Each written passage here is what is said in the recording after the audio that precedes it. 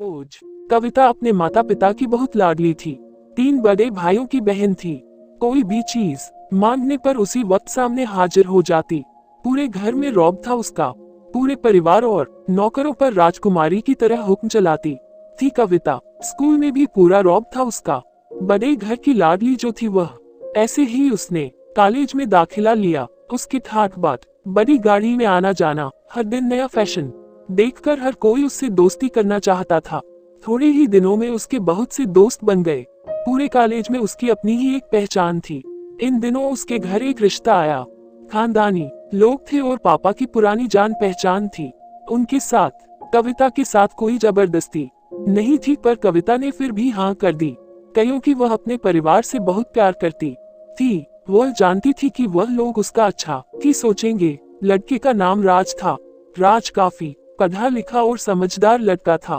ससुराल वाले भी बहुत अच्छे थे। ससुराल में कविता की जगह वैसी ही थी जैसी कि मायके में। कोई भी कार्य कविता की सलाह के बिना नहीं होता था। सबकी लाडली बहू बन गई थी वह। फिर उसके घर एक बेटे का जन्म हुआ। राहुल कविता को जान से प्यारा था। पोता पाकर ससुराल वाले तो फूले नहीं समाते थे। कविता कभी कभी सोचती कि उसकी किस्मत कितनी अच्छी है। उसका हर अपना उसे कितना प्यार करता है। चाहे जीवन में कैसा भी समय आए, मेरे अपने हमेशा मेरे साथ हैं। मैं कभी अकेली नहीं हो सकती। कितनी खुशकिस्मत हूँ मैं। पर शायद कविता की खुशियों को उसकी अपनी ही नजर लग गई थी। एक दिन वह मायके जाने की जिद कर बैठी। राज को बहुत काम था, लेकिन वह फिर भी उसे ले गया।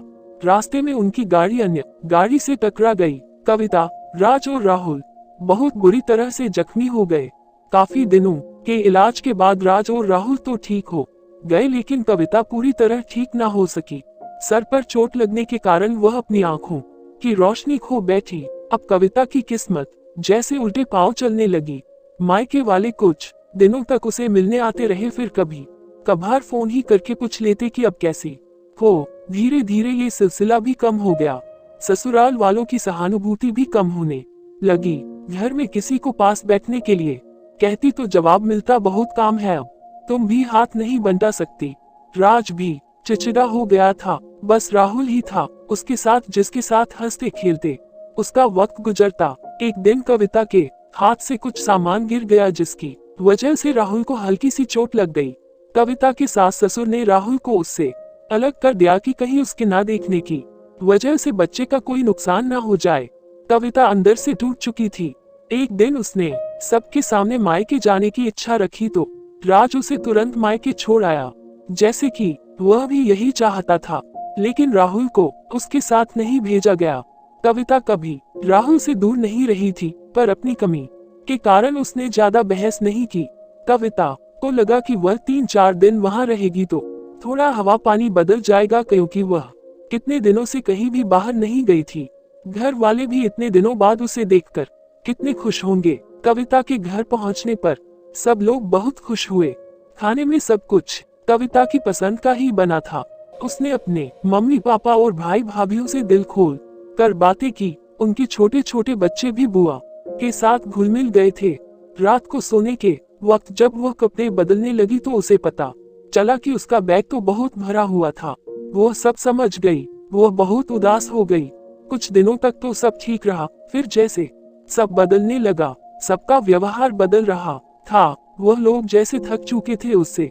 सब लोग घुमा फिरा कर पूछने लगे कि राज कब आ रहा है उसे ले जाने। वह बहाना बना देती, जबकि वह जानती थी कि उस घर में अब उसके लिए कोई जगह नहीं। कविता से चलते वक्त कुछ ना कुछ नुकसान हो जाता।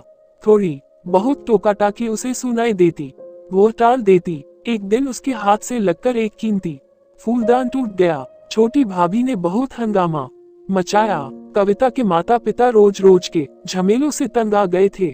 उन्होंने राज को खुद से फोन कर दिया। राज कविता को अपने घर ले गया। कविता को अपने परिवार वालों से ये उम्मीद ना थी, जिस कविता के कहे बिना घर में एक पत्ता भी नहीं हिलता था, उस घर के लिए वह बोझ बन चुकी थी। राज के साथ ससुराल आते वक्त वह बहुत खुश थी, क्योंकि वह अपने घर जा रही थी, अपने जिगर के टुकड़े राहुल के पास। परंतु ये खुशी भी कुछ पल की ही थी। सारा बंदोबस्त पहले ही किया हुआ था। कविता को सीधे ऊपर वाले कमरे में पहुंचा दिया गया। राहुल से दूर रहने की सख्त चेतावनी दी गई। एक काम वाली लता को उसकी जिम्मेदारी सौंपी गई, जो उसके खाने पहनने जैसी जरूरतों का ध्यान रखती। कविता ज्यादातर चुप ही रहती। कभी कभी कामवाली लता से थोड़ा बतिया लेती। उसके जरिए राहुल का पता चल जाता। सबकी लाडली बेटी और बहू सबके लिए लाडली से बोझ बन चुकी थी।